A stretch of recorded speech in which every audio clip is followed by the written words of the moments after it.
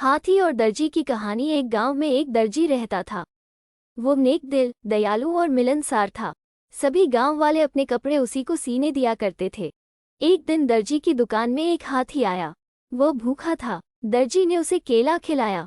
उस दिन के बाद से हाथी रोज दर्जी की दुकान में आने लगा। दयालु दर्जी उसे रोज केला खिलाता।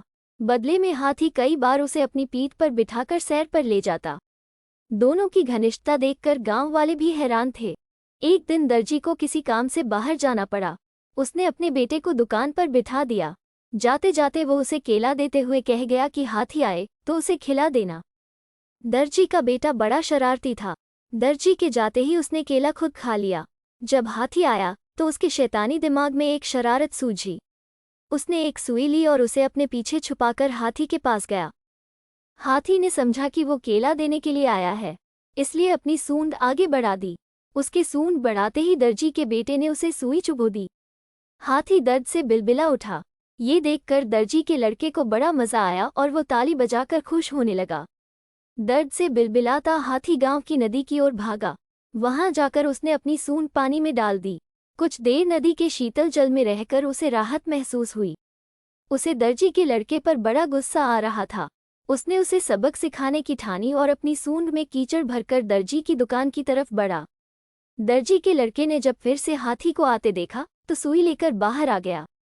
वो हाथी के पास आते ही उसे सुई चुभाने के लिए आगे बढ़ा, मगर हाथी ने सूंड में भरा सारा कीचड़ उस पर उड़ेल दिया।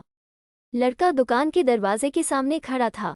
वो ऊपर से नीचे तक कीचड़ से लथपथ हो गया। दुकान के अंदर भी छिटक गया और लोगों द्वारा दिए गए कपड़े भी गंदे हो गए।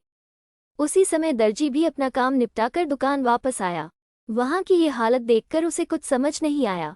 उसने अपने बेटे से पूछा तो बेटे ने सारी बात बता दी। दर्जी ने बेटे को समझाया कि तुमने हाथी के साथ बुरा व्यवहार किया है, इसलिए उसने भी तुम्हारे साथ वैसा ही व्यवहार किया है। जैसा व्यवहार करोगे वैसा ही पाओगे। आज के बाद किसी के साथ बुरा मत करना। फिर दर्जी ने हाथी के पास जाकर उसकी पीठ सहलाई और उसे केला खिलाया। हाथी खुश हो गया। दर्जी के बेटे ने भी उसे केले खिलाए, जिससे हाथी और उसकी दोस्ती हो गई। उस दिन के बाद से हाथी दर्जी के बेटे को भी अपनी पीठ पर बिठाकर घुमाने लगा। अब दर्जी के बेटे ने शरारत छोड़ दी और सबसे अच्छा व्यवहार करने लगा।